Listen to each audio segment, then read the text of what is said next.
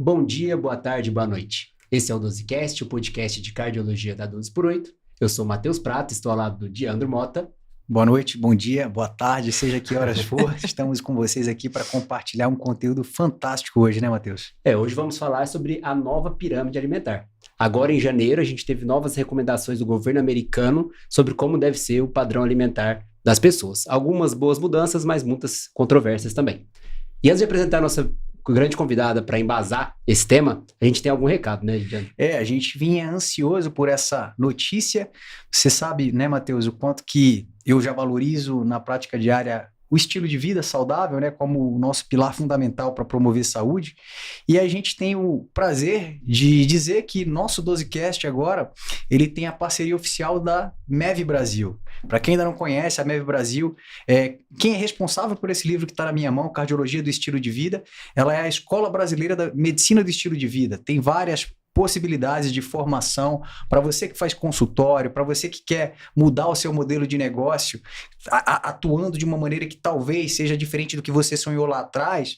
Essa possibilidade hoje é real de você tentar trazer uma mudança para a sua prática clínica a partir de uma metodologia que a MEV Brasil vem transformando aí mais de 1.200 especialistas que já passaram pelos treinamentos da MEV Brasil e que aprenderam a mudar a forma de atender, valorizando, sabe o que, Matheus? Ciência comportamental. Porque quando a gente fala de hábitos, não é fácil. Todo mundo sabe que não é fácil mudar um hábito quando ele não é bom. E a gente tem motivos que explicam isso. E se você não entende de ciência comportamental, a sua chance de ter sucesso na mudança de um comportamento deletério é muito pequena. Então aqui você vai ter a oportunidade de ouvir falar muito sobre estilo de vida. E o tema de hoje não poderia ser melhor para casar com essa apresentação que a gente fez da MEV Brasil, que é a nossa parceira oficial, e que eu também apresento para você, Matheus, aqui, ó, minha xícara. Essa você não vai ter, porque é só para quem é professor da MEV Brasil, tá? Então a MEV ainda tem o Diandro como professor. Isso, Excelente. Eu tenho a honra de ser professor da MEV Brasil já há alguns anos e tenho certeza que quem se interessa por mudança comportamental, não simplesmente dizer para o seu paciente, faça atividade física, coma melhor, vai entender muito bem como é diferente você praticar uma medicina em que você tem uma equipe multidisciplinar ao seu lado. E é justamente por isso que eu tenho a honra de dizer que hoje a gente vai ter junto da gente aqui uma profissional que eu admiro muito, Matheus, e que eu conheci durante a minha pós-graduação de Nutrição, Metabolismo e Fisiologia do Exercício. Eu tive a honra de ter como professora a doutora Daniela Seixas. Ela é nutricionista, graduada pela Universidade Federal do Paraná, tem mestrado e doutorado em Ciências Bioquímica pela Universidade Federal do Paraná também, com pós-doutorado pela Escola de Educação Física e Esporte da USP, pós-doutorado pela Faculdade de Ciências Farmacêuticas da USP e é docente da pós-graduação em Nutrição Clínica Esportiva, além de ser autora do livro Compostos Bioativos dos Alimentos, que já está esgotado, né? A gente já Quase sabe. não coube, né? Pois é. Então eu tenho a honra de agradecer aqui a sua presença e ter você com a gente hoje para discutir um tema que é de utilidade pública. Seja muito bem-vinda, Daniela. Muito obrigada, Diandro. Eu que agradeço o convite, a confiança e estou bem animada porque a gente vai ter muita coisa para discutir. E a gente está pensando em fazer esse comentário sobre essa orientação dietética seguindo o que o guia trouxe para a gente, né? Então a gente vai passo a passo, tudo que ele trouxe de mudança e a gente vai debater o como era, como é agora e o que veio de bom e o que a gente pode comentar que pode ser um pouco controverso ou não. Isso, e só para deixar todo mundo na mesma página, turma, a gente está aqui para debater as novas diretrizes alimentares americanas, que foram publicadas recentemente, agora em janeiro. Eles sempre publicam por um período de 5 anos, né? O que é a orientação para os próximos 5 anos, de 2025 até 2030. Então, a gente não está falando do guia brasileiro, que por sinal é de 2014, mas que a gente tem muito orgulho de falar do guia brasileiro, porque ele tem muito a ensinar para o mundo inteiro. E a gente vai poder perceber isso comparando alguns detalhes do que veio no guia americano e que traz uma certa controvérsia, a gente vai entender por quê. E de cara, já queria começar, Dani, perguntando pela primeira imagem. Só para vocês entenderem, a gente tem um documento resumido, que são de 10 páginas, que é o que foi distribuído para a população global e que vai embasar aqui nossa discussão. Você tem documentos maiores, de 90 páginas, que vão explicando ali de forma mais detalhada para o profissional de saúde as decisões, até, assim como você tem outros documentos que chegam a 400 páginas, que traz mais refinamento ainda para o embasamento científico. A gente vai passando aqui esse guia de 10 páginas e a gente não poderia já começar sem falar dessa imagem, que é a de capa do guia, em que a gente tem a famosa pirâmide invertida. E aqui, Dani, chama atenção algumas coisas.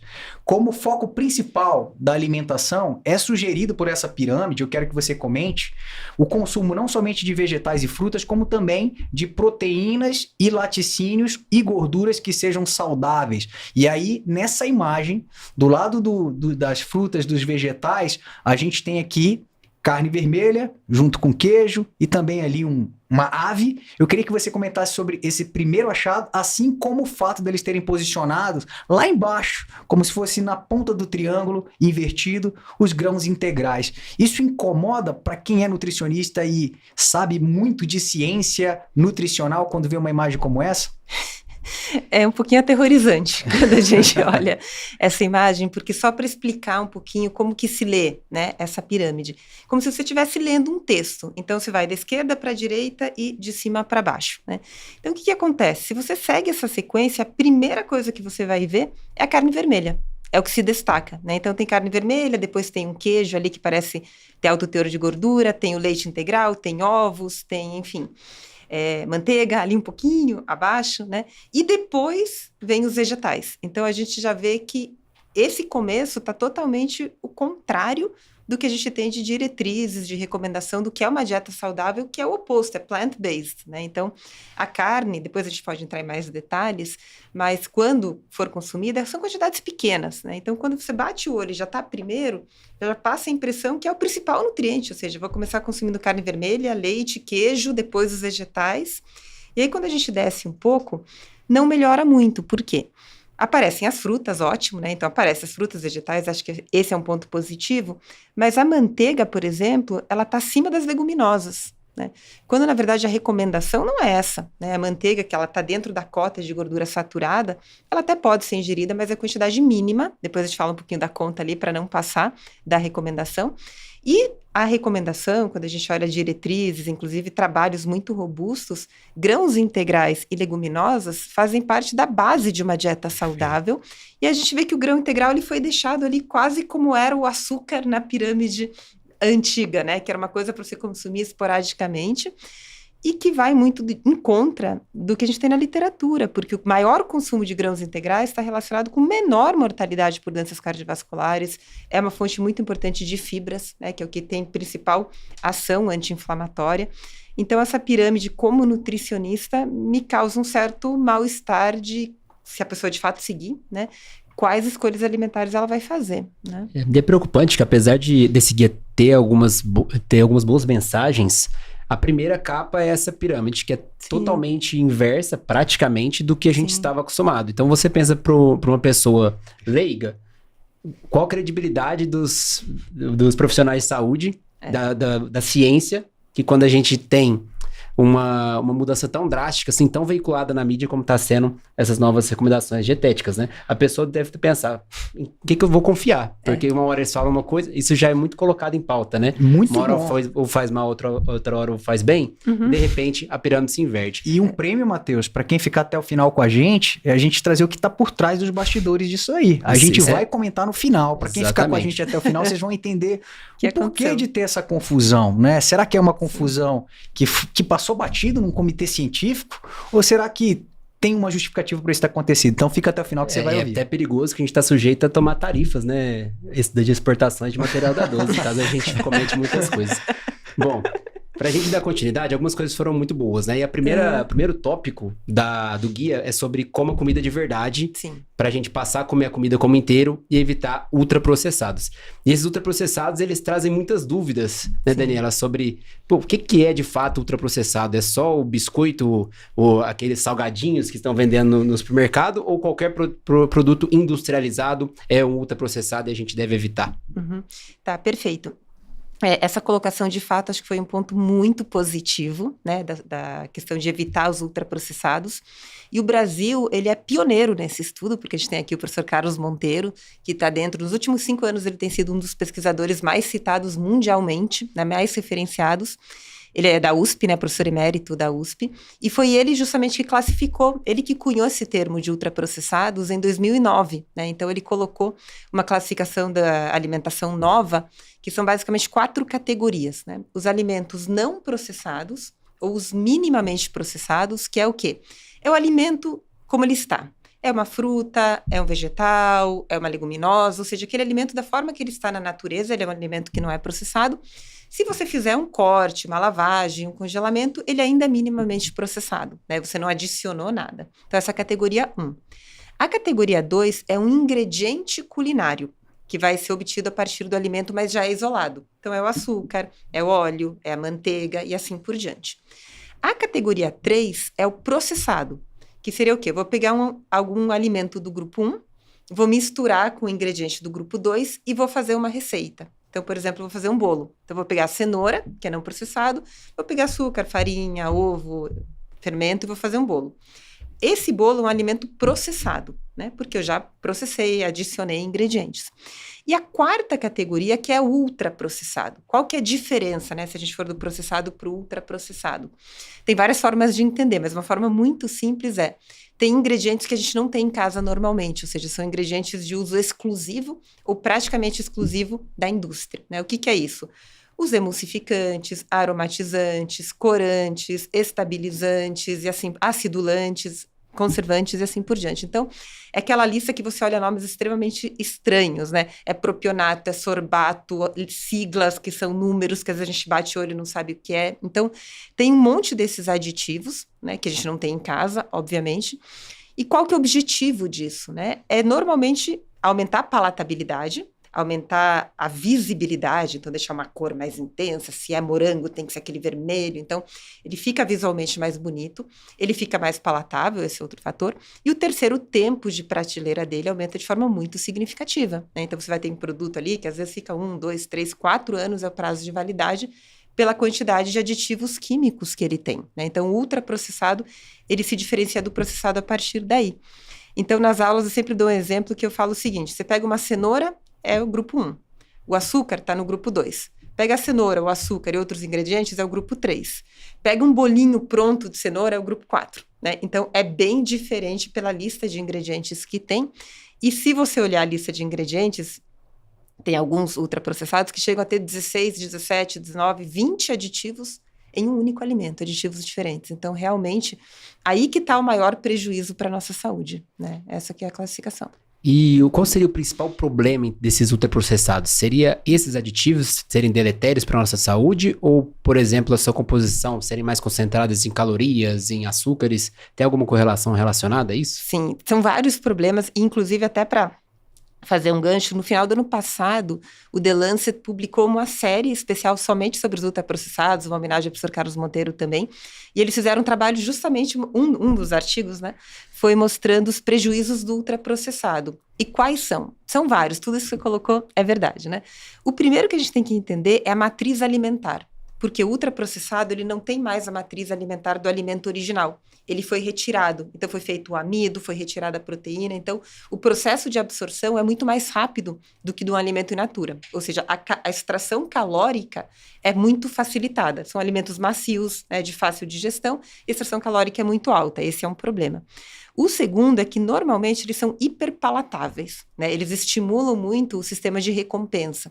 E existe uma definição para ser hiperpalatável, que é o quê? Você ter 2 ingredientes numa quantidade alta em conjunto, que pode ser gordura e carboidrato, pode ser gordura e sódio, pode ser carboidrato e sódio, ou às vezes os 3, né? Gordura, carboidrato e sódio. Então, isso ativa áreas do nosso cérebro relacionadas com recompensa. E a gente continua comendo muito além do que a gente precisa, porque a gente sente prazer, né? Então, esse é outro problema. E outro problema é justamente essa quantidade de aditivos que eles interferem na nossa microbiota e na saúde do nosso intestino, né? Porque os emulsificantes, eles acabando, eles terminam com a camada de muco que a gente tem no intestino, e é no muco que as bactérias vivem, né? Então, da mesma forma que eles emulsificam os alimentos, eles fazem isso no intestino, então eles causam aumento de inflamação intestinal, diminuem a saúde intestinal, e os próprios conservantes, né? Porque a gente tem uma quantidade enorme de bactérias no corpo inteiro, mas no intestino uma quantidade muito maior, e os conservantes afetam a nossa microbiota. E aí, quando a gente junta tudo isso, e muitos têm edulcorantes também, que também tem efeito na microbiota, não tem nenhum estudo de segurança de todos eles juntos, né? Porque você tem o nível de segurança de cada um isoladamente em modelo pré-clínico. E o que vai acontecer quando se junta 16 em um único produto? É um grande experimento humano, como vem sendo comentado, né, Dani? E o que é legal, que eu gostei, assim, que apesar de você ter uma linguagem logo no início do guia, da mensagem dos secretários ali, falando sobre Make America Healthy Again, você tem ali uma questão política junto disso, né? Coloca como um reset, né? A gente, poxa, como se fosse uma coisa extremamente nova, tem esse apelo, mas logo abaixo a gente consegue perceber que os americanos foram honestos no problema que eles vêm enfrentando. Então eles colocam ali, por exemplo, que 90% dos gastos que eles têm em saúde estão relacionados a doenças crônicas. 70% dos adultos americanos têm sobrepeso ou obesidade. Olha isso, Matheus. 70% de cada 10, 7 americanos têm sobrepeso e obesidade. E o problema não para por aí. Aproximadamente 1 em cada 3 adolescentes americanos entre 12 e 17 anos tem pré-diabetes, cara. A gente está falando de 12 a 17 anos. 1/3 de pré-diabetes entre os adolescentes americanos. E o detalhe, isso não parece ser coincidência, porque quando eles comentam nas diretrizes dele de ultraprocessados, que é o que a gente está comentando agora, que idealmente a gente deveria evitar ao máximo, né, e não permitir que ultrapassasse 15% das calorias, né, vindo dali. A média do americano é de 66% das calorias vindas de ultraprocessados. A gente está falando aí de quase que mais de 4 vezes, né, que seria o limite que eles teriam. Não é à toa que a gente vê essa pandemia, né, esse problema de diabetes e obesidade numa escala absurda, como vem acontecendo nos Estados Unidos, e que com a globalização, esse perfil de alimentação americano não para por ali, né? Aqui no Brasil a gente vê que também a gente vem enfrentando problemas semelhantes, talvez com uma epidemiologia que a gente ainda não tenha tantos detalhes para dizer o quanto que está afetando a nossa saúde global aqui dentro do território brasileiro, mas realmente é um problema de saúde pública e eles conseguiram deixar claro que querem combater isso. Então, muito bem que você comentou, Matheus, o vilão, parece que o grande vilão aqui que eles estão atacando realmente é ultraprocessados, né, Dani? Sim, perfeito. E realmente parece ser o grande vilão mesmo, né, da saúde alimentar hoje em dia, então isso a gente tá bem de acordo. Eu queria, Daniela, que você desse algumas dicas pra gente, pra quem tá ouvindo, porque existem ultraprocessados e outros ultraprocessados, né? Não é tudo igual, né? Porque se a gente for no supermercado, tudo que tá embalado lá é basicamente ultraprocessado, né? Concentrado de proteína, whey protein, por exemplo, é um ultraprocessado. Existem algumas dicas de como eu posso diferenciar um ultraprocessado de uma qualidade melhor ou pior, no termo do tipo de aditivo, de caloria ou adicional? Você dá alguma sugestão normalmente? Sim, existem aplicativos que ajudam a gente nisso, né? O muito conhecido é Desrotulando. Que é brasileiro também, ele né? é brasileiro, então assim, ele tem uma lista enorme de alimentos catalogados, você passa ali o código de barras e ele já acende um sinal vermelho, né? Então acho que é bom, ele traz uma nota, inclusive, para o alimento. Então, por exemplo, outro dia eles pegaram salgadinhos de pacote e tal, e aí a nota é de 0 a 10, né? Então 10 é um alimento verde, que não tem nada de aditivo químico, e 0 seria aditivo químico puro, né? E tinha Doritos lá e a nota foi tipo 2 ou 3, né? Pra ter ideia do que é. E eu uso aquilo, com meus filhos no supermercado, Matheus. Quando você tiver filho, você vai levar ele, você vai levar também. A gente sempre vai passando ali. O que tiver acima de 8, pode pôr no carrinho. Ele mostra, né, Dani? Por que ele tem aquela nota? Sim. Vai desde o apelo da marca, dos desenhos que tem na capa, muito até legal. Mesmo a quantidade de aditivos, sódio, gordura saturada, açúcar, quantidade de produtos que estão ali dentro que tem um potencial cancerígeno e que tem que ser levado em consideração. Então é muito legal, eu gosto demais dele. Eu acho que ajuda muito porque quem é leigo nunca vai, até gente, é difícil entender todas aquelas siglas, né? Porque às vezes está escrito um nome que você nunca viu, tem uma sigla, às vezes um edulcorante ele vai pelo nome, às vezes vai pela sigla, então você olha ali e você não entende. Se você olhar e não entender muita coisa, geralmente é um mau sinal, né? Começando por aí. Então, se você vê os ingredientes e todos você sabe o que é um bom sinal, entende? Então, esse é uma dica, mas acho que o aplicativo ajuda muito. De fato, ajuda muito. E legal desse aplicativo, na versão paga, Matheus, assim, quando você está começando, eu acho que em um período de trial, talvez você tenha acesso, mas na versão paga, Digamos que você queira comer, vamos lá, uma coisa que é muito comum, granola, né? Você quer comer granola. Aí você vai lá, você tem várias opções de granola para comprar. E aí você faz a leitura, veio uma nota baixa. 2 daquela. Por quê? Aí colocou, tem açúcar adicionado, tem não sei o que, tal. Aí você fala, pô, mas eu quero comer granola. Ele já te apresenta quais são as melhores opções saudáveis, né? Para aquele produto que você quer, as alternativas. Para todos os produtos que você pode encontrar no supermercado, ele vai te dar essa alternativa. É muito interessante. Isso é muito bacana. E fugir, parece meio estranho falar isso, mas eu sempre recomendo fugir de diet light. Porque assim, se é diet ou light, tem edulcorante ali, não tem muito como fugir disso, né? Então, muitas vezes o produto que tem mais apelo acaba sendo ainda pior do que um produto que às vezes até a lupa tem, mas pelo menos não tem edulcorante. Então, tem que tomar um pouco de cuidado com isso, que tem muito marketing que te induz, puxa, 0 açúcar adicionado. Ai, que legal, então é saudável. Aí tem um monte de edulcorantes que são péssimos para a microbiota. Então, tomar esse cuidado, né? E eu vou aproveitar que você comentou sobre o whey protein que você consome, sua preocupação, poxa, será que eu estou fazendo uma boa escolha ou não? Obviamente você pode utilizar esse aplicativo para ver isso, mas eu já queria aproveitar para trazer aqui, na sequência do nosso documento, Dani, um outro ponto que trouxe muito debate, relacionado ao consumo de proteínas, né? Então eu tenho aqui numa recomendação bem forte, priorize alimentos proteicos em todas as refeições. E é colocada a seguinte informação: consuma uma variedade de alimentos ricos em proteínas, de fontes animais, incluindo ovos, aves, frutos do mar e carne vermelha, assim como uma variedade de alimentos proteicos baseados, plant-based, né? Incluindo, aí vem feijões, eles colocam lentilhas, legumes, oleaginosas, sementes e soja. Ou seja, assim como você falou da leitura da pirâmide, começou aqui novamente falando, olha, não deixem de comer proteína, valorizem todas as refeições, e começa aqui dando o papel de protagonista para carne, para proteína animal, né? Sim. E já acrescentando, colocando aqui como uma meta proteica geral de 1,2 de consumo, né? De ingesta de 1,2 a 1,6 gramas por quilo dia. Que a gente vem debatendo demais se isso não estaria exagerado. Então, eu queria ouvir você relacionado a exatamente isso. Proteína. O que você achou dessas duas recomendações, Dani? Assustador também, para ser bem sincera, né? Por quê? Quando a gente pega os dados, eu acho que aqui tem muita confusão de interpretar metodologia, tipo de estudo e o que foi concluído, né? Por quê? Se eu falar um pouquinho da proteína, daí eu já chego no que eles colocaram aqui. Hoje, de fato, está uma febre proteica, né? Então, tem proteína em tudo, né? Então, todos os produtos são suplementados com proteína e todo mundo acha que quanto mais proteína consumir, melhor. E não é isso que a literatura mostra, né? Mas eu entendo de onde que vem essa má interpretação. Por quê? Tem alguns trabalhos na literatura e todos são de curta duração, semanas, no máximo ali 2, 3 meses, em contexto de dieta hipocalórica. Então, o que acontece? A pessoa está em emagrecimento, né, que é um processo onde a proteólise está ativada.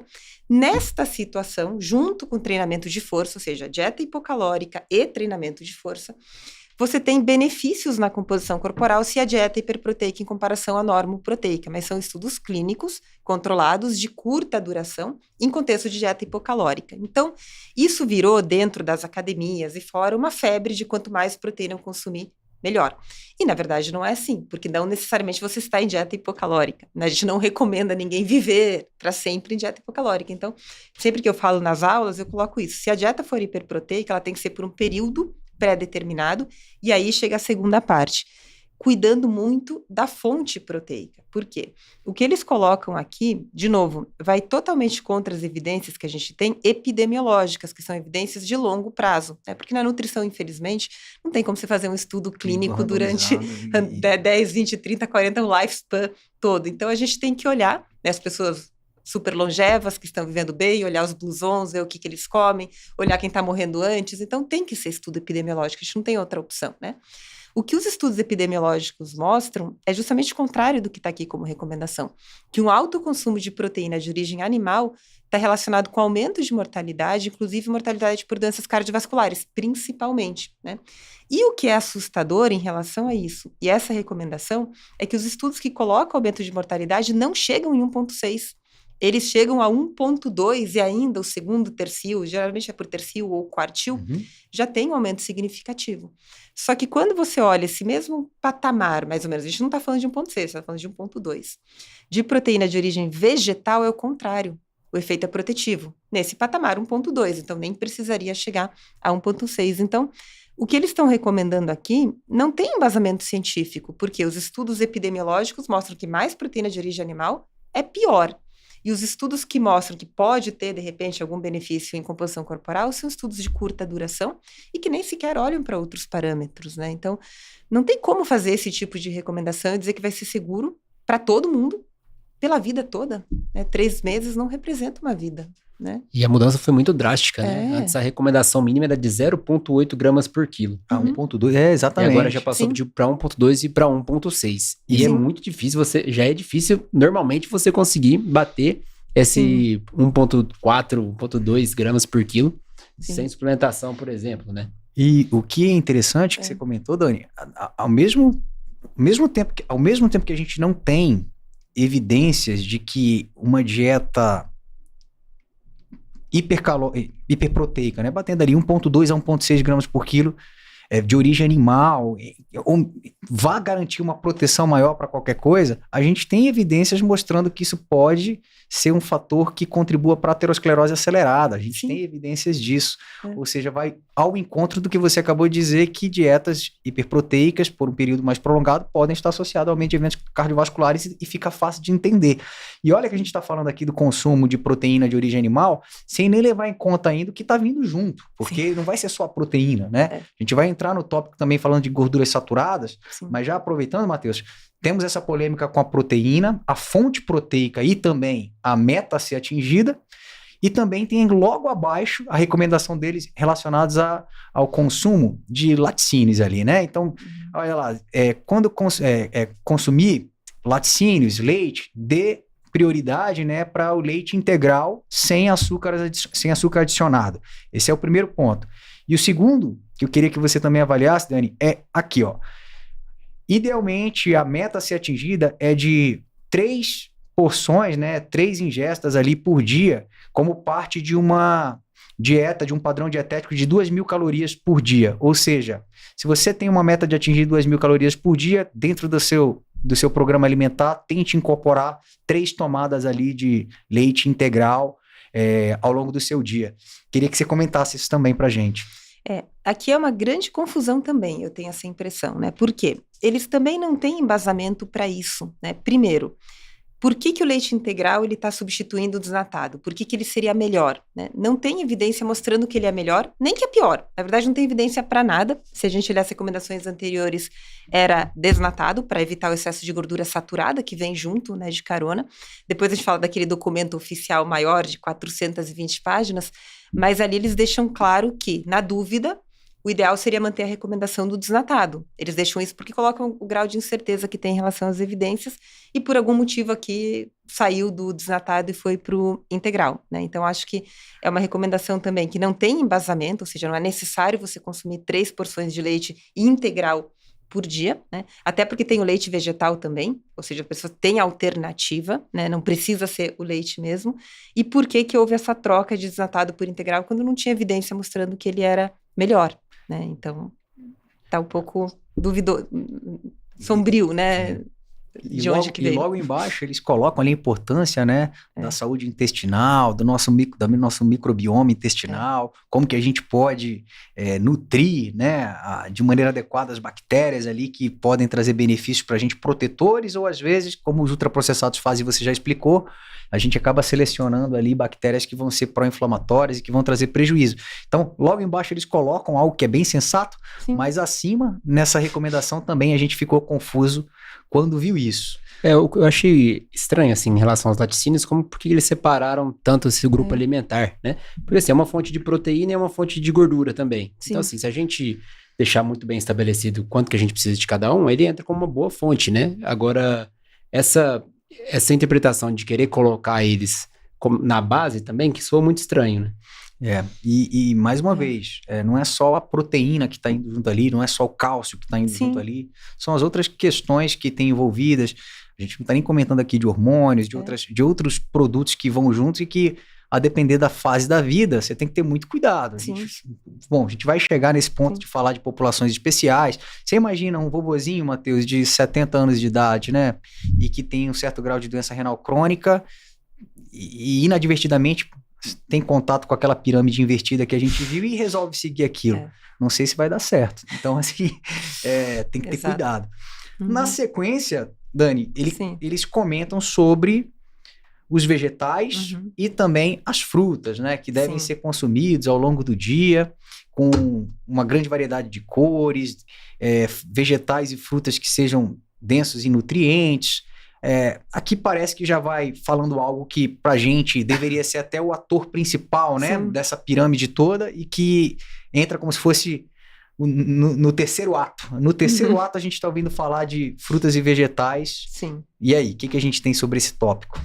Aqui eu fiquei bastante feliz com essa recomendação, né? Então, realmente colocaram frutas, vegetais ao longo do dia, 3 a 5 porções por dia, na verdade 5 porções somando, né?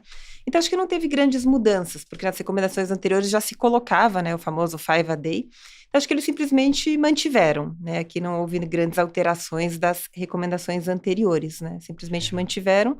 E é uma boa recomendação de fato, né? E você tinha comentado nos estudos epidemiológicos, né? Vai ao encontro do que a gente vê nos principais estudos da cardiologia em relação à ocorrência de eventos cardiovasculares. Então, vamos lá. Interheart. O que leva alguém a ter um primeiro infarto? Interstroke. O que leva alguém a ter um primeiro AVC? Em ambos, a gente vê que os pacientes que estão naqueles tercis ou quartis de maior consumo de frutas e verduras e legumes, né, vegetais ao longo do dia, batendo essa meta das 5 porções ao dia, são os que têm maior proteção, né, que entra como um fator protetor. Isso também foi visto no PURE, né, no estudo PURE também. Então, realmente, tem que ser valorizado. E aqui fica a nossa discussão se não foi injusto ter colocado como ator aqui presente no terceiro ato, né, e naquela posição não privilegiada dentro da pirâmide invertida. E na sequência, Matheus, temos aqui, ó, as gorduras saudáveis, né? Incorpore gorduras saudáveis. Esse termo, né, que surgiu, gorduras saudáveis, né? Porque isso não era bem colocado dessa maneira nas recomendações, né? Gordura saudável, gordura não saudável. Então a gente precisava de uma explicação um pouco mais... Primeiro entender, né, Matheus? Sobre o que seria de fato hoje uma gordura saudável, o que eles querem dizer como gordura saudável, o que é na nossa visão da parte do que a gente tem da ciência hoje, né? O que seria uma gordura não saudável. Aqui eu acho que tem muita confusão do que é de fato uma gordura saudável e do que eles acham que é uma gordura saudável, me parece, né? Por quê? Depois eles até colocam, a gente precisa mais estudos para entender os melhores tipos de gordura. Já tem muito estudo. Muito estudo. Então, assim, o volume de estudos que tem com tipos de gordura, doenças cardiovasculares, é enorme, né? Então, o que a gente considera gordura saudável e não tão saudável, digamos assim? Normalmente, a poliinsaturada e monoinsaturada, aquela gordura que tem duplas ligações, então ela fica líquida, né, em temperatura ambiente, ela é considerada mais saudável, né, do que a gordura saturada, por exemplo. Mas existem poréns. Por quê? Essa gordura poliinsaturada, os óleos vegetais em geral, ela é saudável em temperaturas ambiente, temperatura fria. A partir do momento que eu aqueço um óleo vegetal, então, por exemplo, faço uma fritura e eu reaqueço, reutilizo, ele deixa de ser saudável, porque ele fica oxidado. Então, uma mesma gordura que é saudável, se ela é processada termicamente, ela deixa de ser, né? Só que isso depende do tempo de processamento. E normalmente não são minutos, são horas, né? Então, o que a gente fala que é ruim é você reutilizar um óleo. Aquecer, guardar, aquecer, porque cada vez ele vai se oxidando. Então, mesmo que originalmente ele fosse bom, ele deixa de ser porque ele passa a ser oxidado, né? A gordura saturada, ela faz parte da dieta, mas não é consumo à vontade, nunca foi, né? Então, houve grandes más interpretações ao longo da trajetória, mas a gordura saturada, ela nunca foi liberada, né? O que aconteceu é que muitas décadas atrás, quando se comparava a gordura com carboidrato, né? Travou uma guerra à gordura, tudo era low fat. Vamos tirar a gordura, vamos tirar a gordura, vamos tirar a gordura. Saiu a gordura, entrou o carboidrato refinado.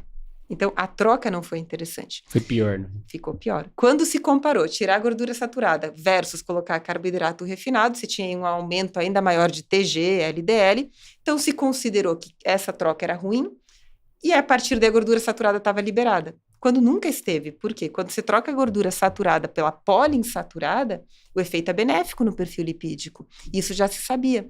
Só que as recomendações da forma que foram passadas, inclusive acho que a gente, nutricionista, teve um papel ali, porque a gente recomendava tudo baixo em gordura, né? Na época que eu me formei, 20 anos atrás, era tudo low fat. O paciente ficava com fome. Eles recomendam barrinha de cereal, bolachinha, que é muito pior, né? Sem falar na gordura trans, que agora foi proibida, mas tem interesterificada, parece que é talvez até pior. Então, assim, definitivamente a pior gordura industrializada, que era a trans, hoje é a interesterificada, que é uma gordura feita, né, industrialmente, ela não existe. Ela é muito pior que a saturada. A saturada a gente pode consumir em quantidade menor, e a poliinsaturada e monoinsaturada são consideradas melhores. Dito isso, não é tão simples assim, porque dentro de cada categoria também existe diferença para o tipo de ácido graxo, né? Porque você tem, por exemplo, no chocolate, tem o ácido esteárico, que é uma gordura saturada. Então, você fala, puxa, então ela é prejudicial. Só que na hora que ela vai ser incorporada na micela, que ela é absorvida, ela ganha uma insaturação. E ela é convertida no oleico, que é o do azeite de oliva. Então, o ácido esteárico, ele não é prejudicial, apesar de ser gordura saturada. Então, não é tão simples como classificar toda gordura saturada é ruim, toda gordura poliinsaturada é boa, porque dentro da poliinsaturada também tem diferença. Se você consumir somente ômega 6 e faltar ômega 3, é ruim, porque cada um tem um efeito diferente. Então, dentro da poliinsaturada, você precisa ter um certo... Se discute se precisa ter uma razão ou não, se a quantidade, se a razão. Então, dependendo do pesquisador, tem uma visão um pouco diferente, mas é consenso que as duas são importantes e muitas vezes falta o 3. Então, se você consumir muito poliinsaturada 6 e faltar o 3, também é prejudicial. Então, se começa a olhar o efeito de cada ácido graxo, isso é importante, e depois, de que alimento que vem essa gordura, porque o padrão alimentar também influencia tudo isso, né? Então, bom, e dito isso aqui, eles falam de gorduras saudáveis, só que aí colocam primeiro as gorduras, os alimentos fontes de gordura saturada, que é justamente essa que tem que ser limitada, então ficou tão confuso de entender o que eles consideraram gordura saudável, porque se a gente volta na pirâmide e vai de novo do maior para o menor, é muito mais gordura saturada do que poli ou monoinsaturada. Então, a primeira imagem confuso. É a carne, depois o queixo, né? Exato. E eles colocam na sequência aqui, né? Olha, gorduras saudáveis, onde você pode encontrar, né? Ele coloca ali como exemplo, carnes, aves, ovos. Aí eles vão para frutos do mar ricos em ômega 3, as oleaginosas, sementes, laticínios ali, leite integral. Enfim, aí ele deixa para o final ali olivas, né? E o avocado, o abacate.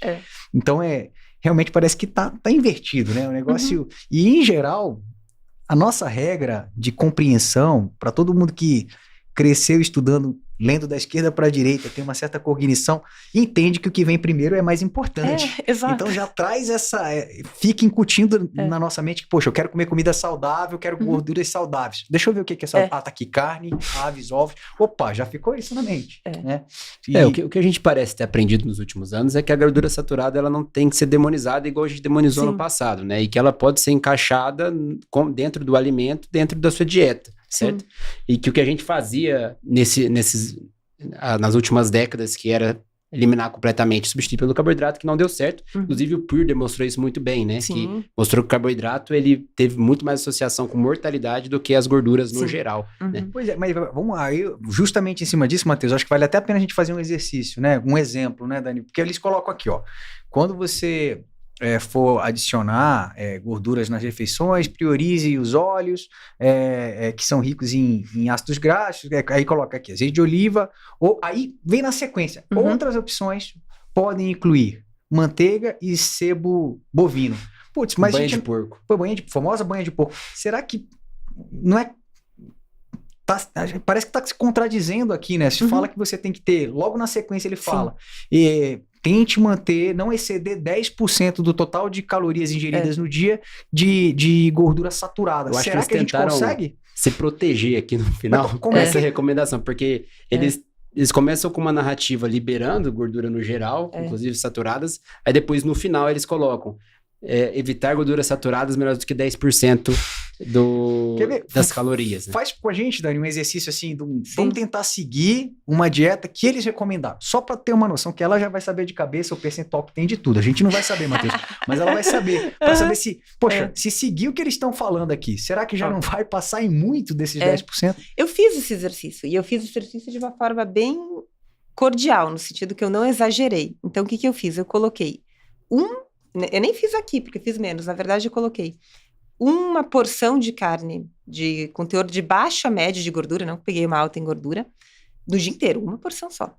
Que aqui colocaria mais, né? Eu coloquei uma porção, 2 ovos e 1 colher de sopa de manteiga. Só isso no dia inteiro, e não considerei todo o resto dos alimentos. Já passa os 10% numa dieta de 2.000 quilocalorias. Então, se você come 2 porções de carne, 3 ovos, 2 colheres de sopa de manteiga, você já vai dobrar. Ele se contradiz, né? Exato. Mas foi a primeira coisa que eu bati o olho e falei, mas peraí, pra ficar baixo... desculpa, eu coloquei 3 porções de leite, porque tá na recomendação. Eu coloquei um iogurte, 1 fatia de queijo mussarela, E você colocou leite integral, que é o que eles estão recomendando, exatamente, né? Eu coloquei, verdade, foi um bife, 2 ovos, 1 fatia de queijo mussarela, coloquei um iogurte e um copo de leite. Tá gostoso, viu, Matheus?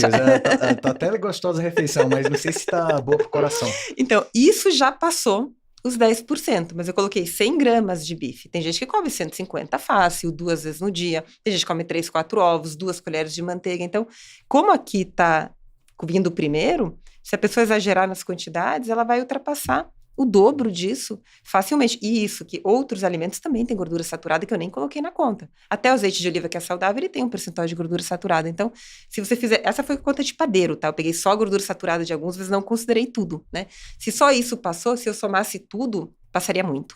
Eu fiz esse exercício também, Dani, em casa, né, tentando ver as recomendações dele, ver se fazia algum sentido.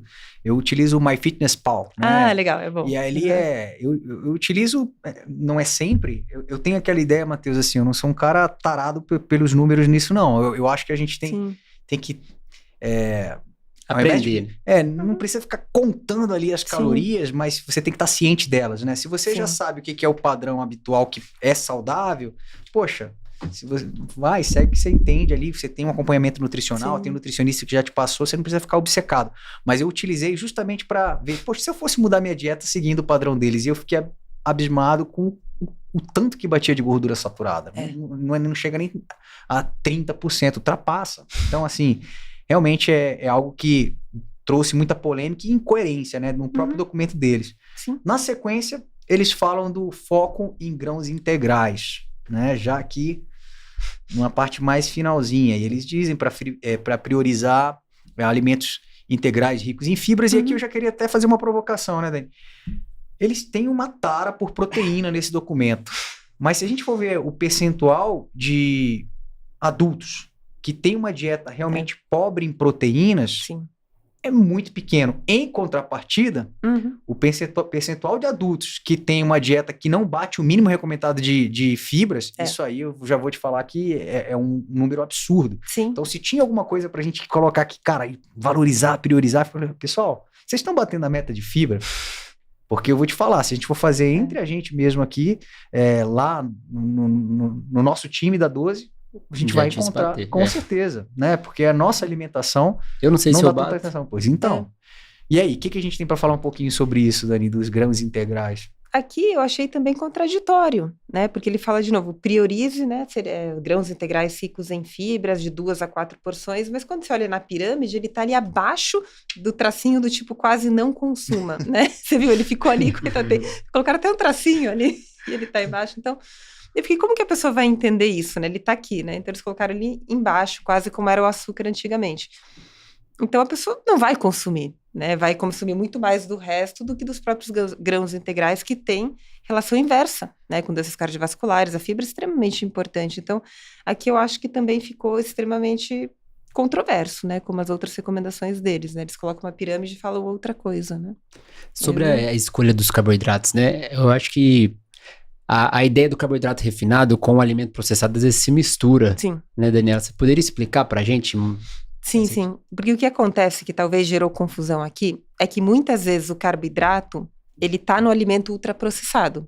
né? Por exemplo, você pega, sei lá, uma bolachinha, um biscoitinho, vai ter farinha de trigo e ele é um alimento ultraprocessado porque ele tem os outros ingredientes também, né?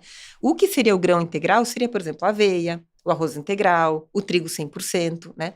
Que muitas vezes, na hora que ele está num produto ultraprocessado, ele deixa de ser o que ele era, né? Então, às vezes você pega um pão integral, hoje não pode mais fazer isso, mas antes eles faziam pão 100% integral. Não é 100% integral, porque senão seria só o trigo integral. Se tem outros ingredientes, já não é 100%. Então, hoje eles proibiram, tem que colocar o percentual ali.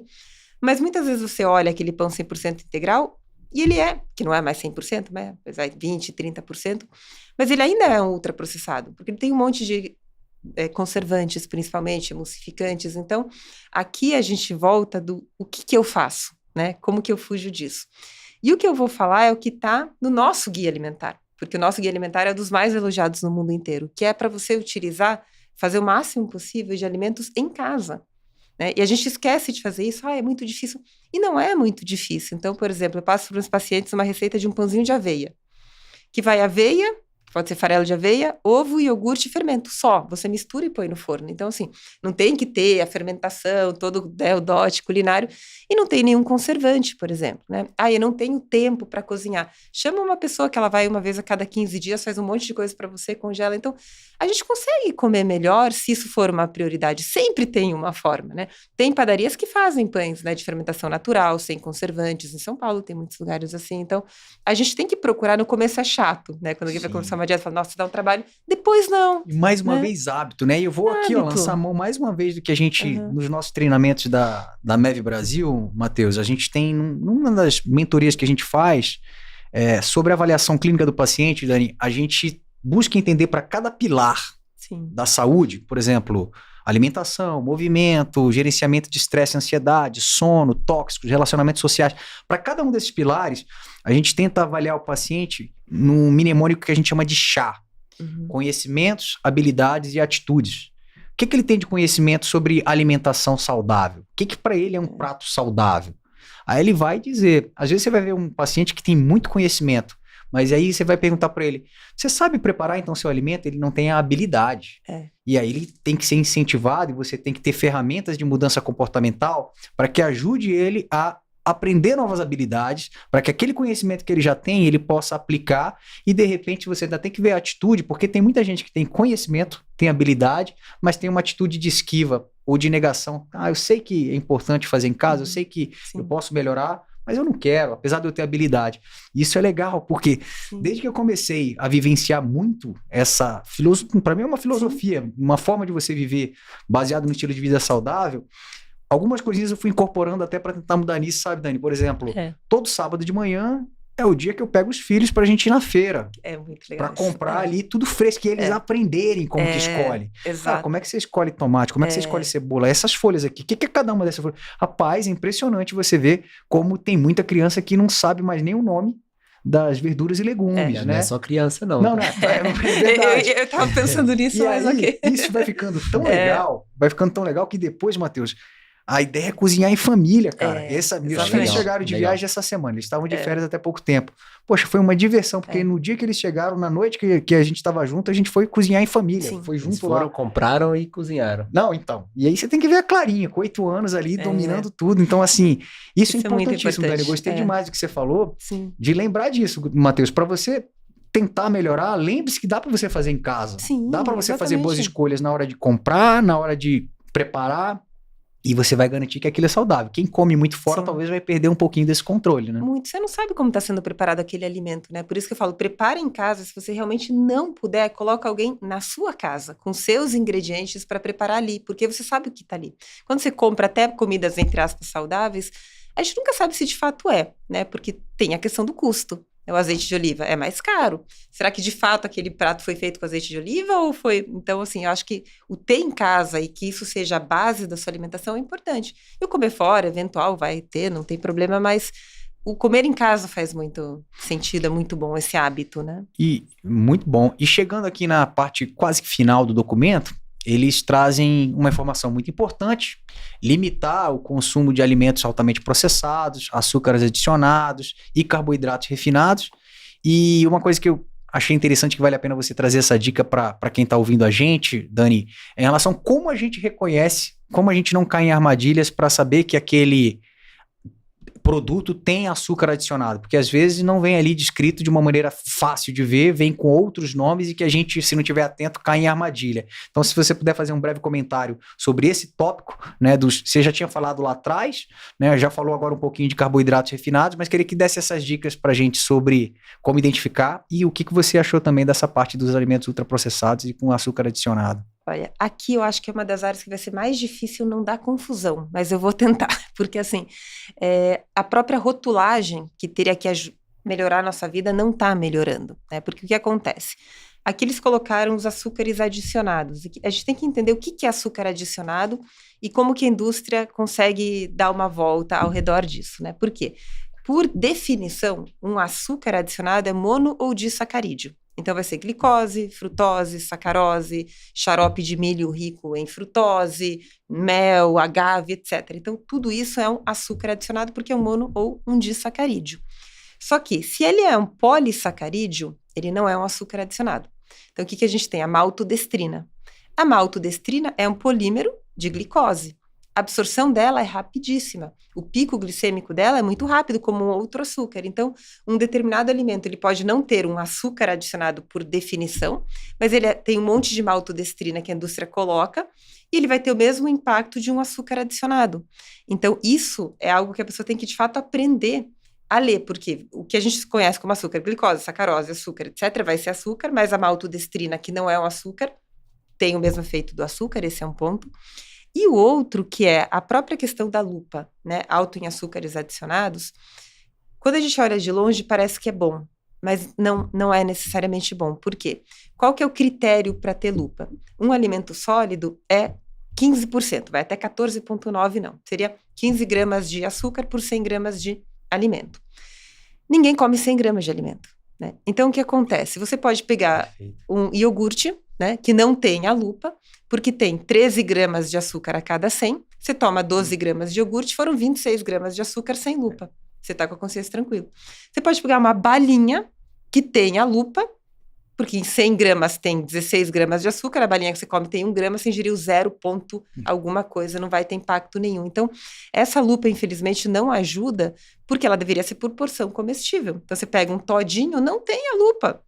Porque 100 ml não chega, mas ninguém toma 100 ml de todinho, porque todinho são 200 ml. Agora você conseguiu tirar uma dúvida da minha cabeça, porque eu sempre olhava o todinho e falava assim, mas por que não tem aqui? Não entendo. Agora eu tô entendendo. Né? Exato, porque é por 100 ml ou por 100 gramas. Só que a porção do alimento, muitas vezes pode ser muito mais, ou pode ser muito menos. Então, isso que teoricamente ajudaria, não ajuda.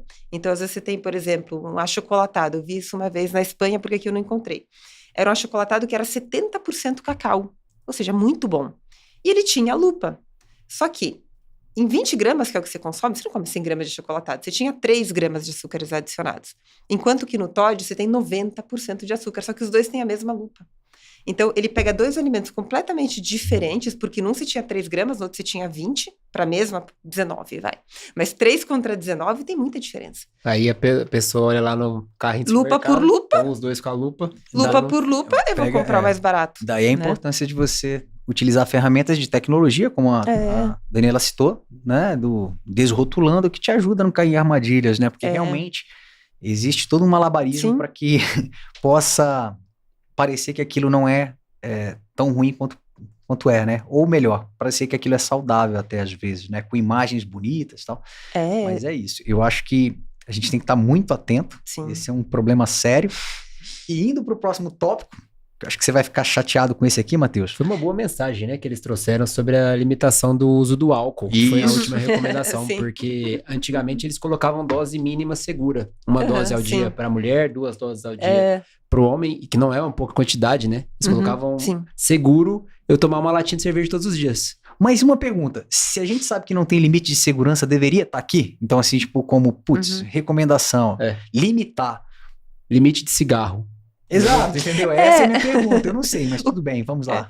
Não, mas eu fiquei com a mesma dúvida, né? Porque eles foram aqui bem genéricos, assim, eles colocaram, limite o consumo de bebida alcoólica, mas o que é limitar? né? É meia porção por dia, uma porção é de vez em quando, então ficou algo extremamente vago, né, o que eu vi. Porque a recomendação oficial seria zero, né? Zero. Mas aqui não está zero.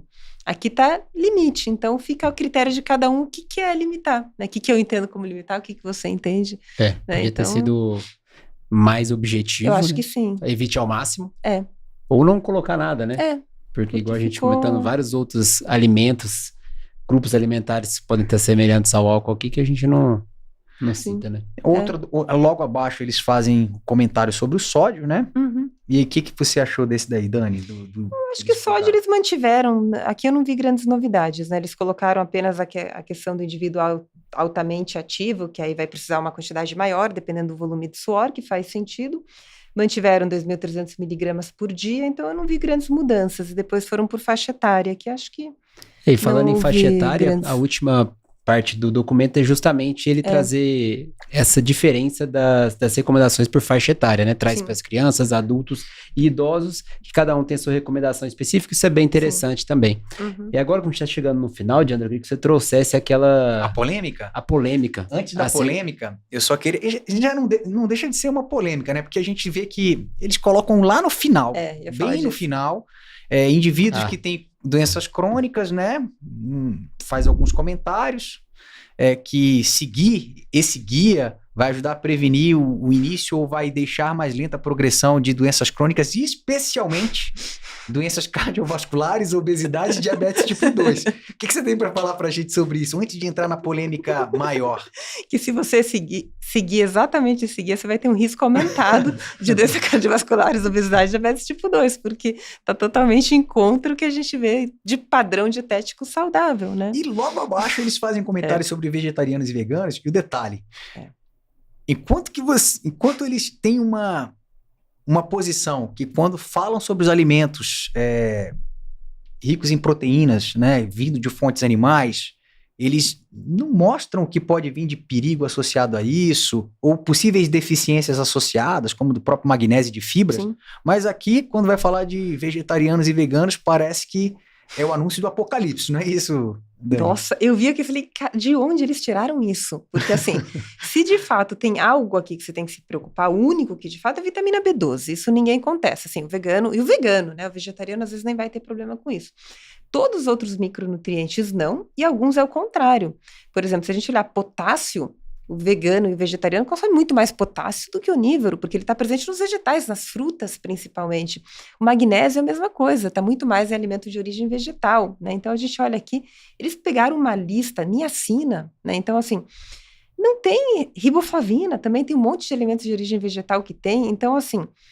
Vitamina A, né? Você consome beta-caroteno, o nosso corpo converte. Então, assim, tem que tomar cuidado com alguns micronutrientes, mas em qualquer dieta. Porque você pode ter uma deficiência de colina, de vitamina A, de vitamina D, numa dieta onívora também, deficiência de vitamina D tem no mundo todo, né? Então, eu não gostei disso, porque tem tanta literatura mostrando que as dietas vegetarianas e veganas têm inúmeros benefícios à saúde. E mesmo quem não é vegetariano ou vegano deveria ser plant-based, né? Deveria consumir menos produtos de origem animal. E aqui o foco deles foi muito, tipo, quase cuidado. Olha o tanto de deficiência que você vai ter quando não tem documentado isso, que os veganos, pelo contrário, né, a maioria dos estudos mostra que tem menos deficiência nutricional, eles têm mais consciência alimentar, então eu não gostei dessa parte. Acho que eles só pegaram um lado potencialmente ruim, sem embasamento para colocar uma lista tão extensa. Assim. Agora você quer a polêmica, então, né? Que eu acho que pode ter ligado ao motivo de demonizando as dietas plant-based, né? Então aqui a gente... tem que começar falando como deveria ter sido o surgimento desse documento, tá?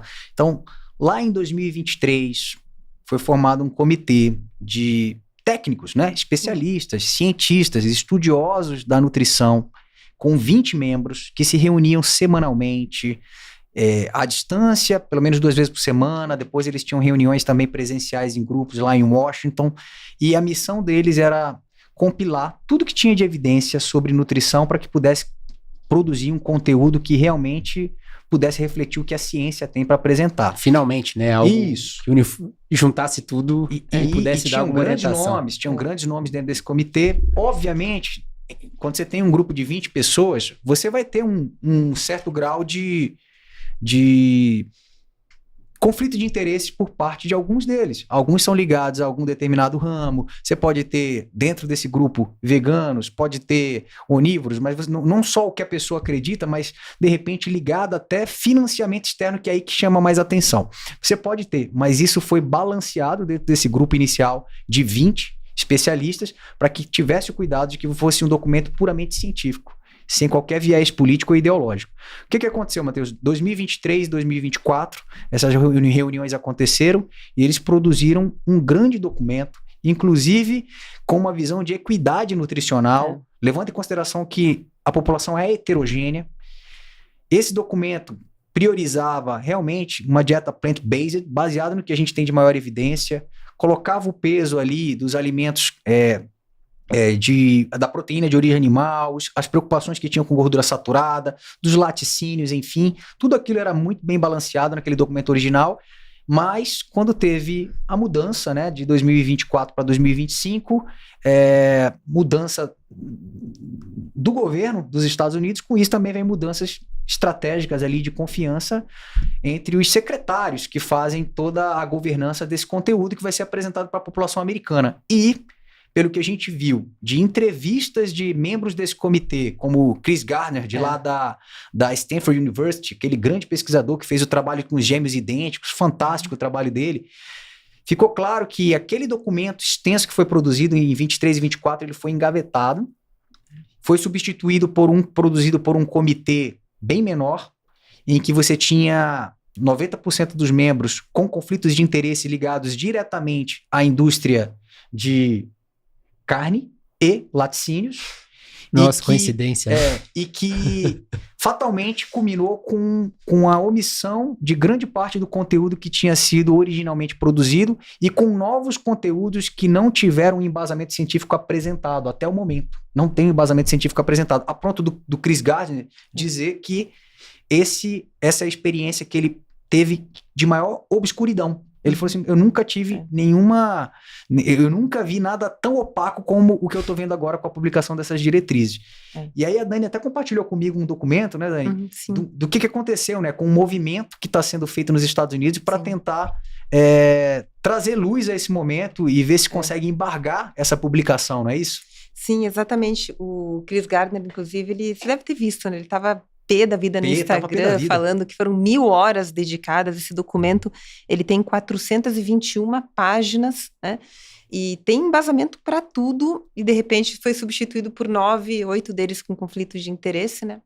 E agora tem uma petição que foi colocada, eu estou tentando lembrar o nome dos physicians, você lembra? É um comitê. É um comitê. É um comitê, né, de prática médica dos Estados Unidos, né? Você tem ali uma comissão, de médicos, formado por médicos, né? Que tentam avaliar a prática médica nos Estados Unidos e que, diante do que aconteceu, achou grave e está com uma petição para que esse documento ele seja cancelado. Né? Eu estou com aqui a petição, eles colocaram justamente isso.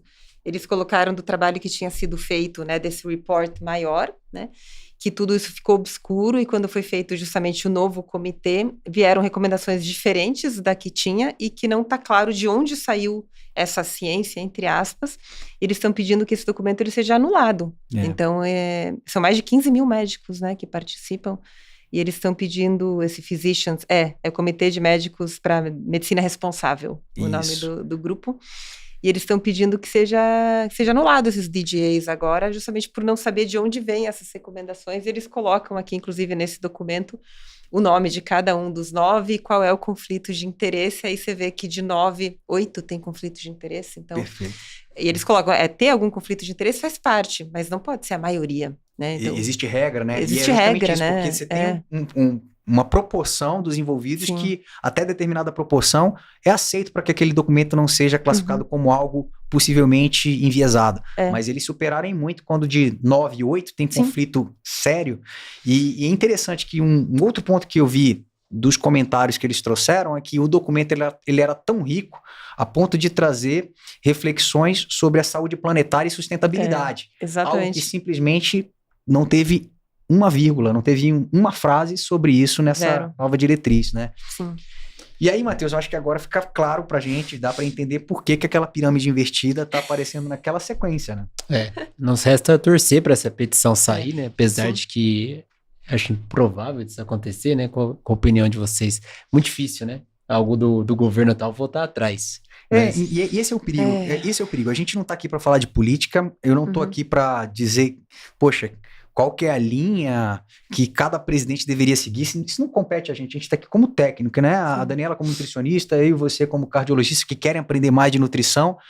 E é exatamente isso que tem que ser cobrado de um documento que deve ser produzido por uma equipe técnica para orientar a saúde. Porque não tem como não a tem gente que não a ver achar com um política, absurdo né? isso, Matheus. Se a gente olha para o que aconteceu no calendário vacinal das crianças lá dos Estados Unidos, com 6 vacinas a menos, isso foram retiradas, sabe, do calendário vacinal sem uma justificativa. Não faz sentido você vendo recrudescer doenças que antes não aconteciam mais, né? Sarampo, cachumba, coisas que não eram mais para estar acontecendo assim como a gente está vendo aí. Mas, infelizmente, é o que você comentou, tem uma parte política que pesa, não deveria ser o foco de um bate-papo técnico como esse nosso, mas a gente não tinha como deixar de falar. Mas, para aliviar um pouco da tristeza de quem está ouvindo a gente, esse guia é americano, foi produzido pelos americanos.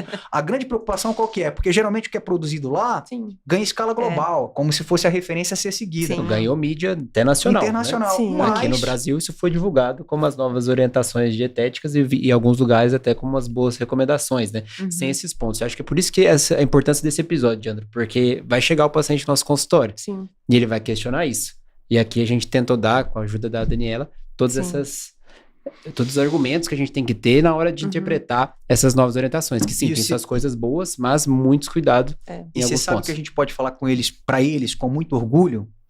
Temos um guia de 2014 que é mais atual do que esse que Muito saiu mais. em janeiro de 2026 pelos Estados Unidos. Exatamente. E que não tem aquela pirâmide. Por quê? Porque, vamos falar da realidade brasileira, o que é que você quer? Você quer entender o que é um prato saudável. E a gente tem vários exemplos lá, né, Daniela? Exato, o Tem as prato. fotos do prato, cara. Exato. Pô, tô comendo isso aqui, tô comendo bem. É. Cara, a gente tem um guia que, sem brincadeira, Matheus, todos nós deveríamos conhecer muito bem, recomendar para os nossos pacientes para que eles lessem e deveria servir para os Estados Unidos pegarem de referência, para os americanos pegarem de referência. Essa é a grande verdade. Então, ó, Vamos seguir o nosso guia. Exato. Você que tem síndrome de vira-lata, para com isso. Vamos se orgulhar, porque o Brasil produz muita coisa boa. Exatamente. E tá aqui a Daniela para mostrar para a gente que, poxa, a gente tem que ser orgulhado do que a gente produziu aqui em termos de guia nutricional, né, Daniela? Não, sem dúvida alguma. Então, a gente não tem que seguir nada do guia americano, mas acho que é importante saber que tudo isso aconteceu para também não ficar, será que o nosso guia está desatualizado? Não está nada desatualizado. Então, realmente, a gente tem o melhor guia, e foi dito por outros países, a gente tem o melhor guia alimentar do mundo. Então, tá ótimo pra gente. Bom, nós vamos deixar esse guia na descrição do episódio, né, para você ter aqui no link, para baixar esse guia, para poder mostrar para os pacientes e aprender com ele também. Então, Dani, muito obrigado por ter participado aqui com a gente. Eu que agradeço. Foi muito enriquecedora essa conversa, tirou muitas dúvidas nossas e dos ouvintes. E até a próxima. Eu queria só pedir para ela deixar uma mensagem final para a gente poder fechar com chave de ouro aqui. E já adiantando, Dani, que esse é só o primeiro de muitos que a gente vai querer você aqui com a gente. Tenha certeza disso. Obrigada. Por sinal, antes das mensagens finais, Dani, que a gente falou de vários pontos que cada um daria um episódio só, né? Pra gente com certeza realmente secar a fundo as evidências. Por exemplo, de proteína, gordura saturada em si, o que será que dá, o que não dá, isso dá pra gente entrar mais a fundo. Então, se você que tá ouvindo gostaria de um episódio específico sobre isso, deixa aqui nos comentários que a gente vai trazer para vocês. É um tema bem complexo, né? Mas eu acho que de mensagem final seria basicamente seguir o nosso guia, ou seja, o ultraprocessado é o vilão da vez e com razão, com evidência. Então, voltar para a base, né? A nossa alimentação é muito boa, o arroz, o feijão, a salada, a fruta. Então, o que a gente tem aqui é muito bom. A gente não precisa comprar uma fruta importada, pagar R$100 o quilo. Você tem a amora no seu quintal, você tem a acerola. É isso que é bom, né? Quanto mais próximo da gente a produção, melhor. E quanto menos você desembalar, principalmente dos ultraprocessados, melhor, sabendo que eventualmente não tem problema, não pode ser a regra, né? Que seja a exceção, mas não a regra. Acho que é um bom começo já, né? Se a gente conseguir fazer isso. Excelente, Daniela. Queria agradecer mais uma vez, dizer que você que chegou até aqui o final, faça um papel importante para a sua família e para os seus amigos. Compartilhe esse podcast, porque ele vai muito além do time técnico que está aqui, ele vai muito além do interesse do cardiologista. Isso é a gente quando decidiu fazer esse episódio, falou que ia fazer porque realmente era de utilidade pública. Então faça chegar no máximo de pessoas que você gosta para que a gente consiga melhorar a nossa saúde, que a brasileira, eu tenho certeza que dá exemplo em muita coisa, né, comparando com os americanos, mas a gente pode ser melhor ainda. Então, vamos compartilhar e até a próxima. Então é isso aí. Agradecer de novo a MEV Brasil pelo apoio ao episódio. Acompanhem a diretriz 2014, as recomendações brasileiras, que sem dúvida ela vai te tirar muitas dúvidas. Até a próxima.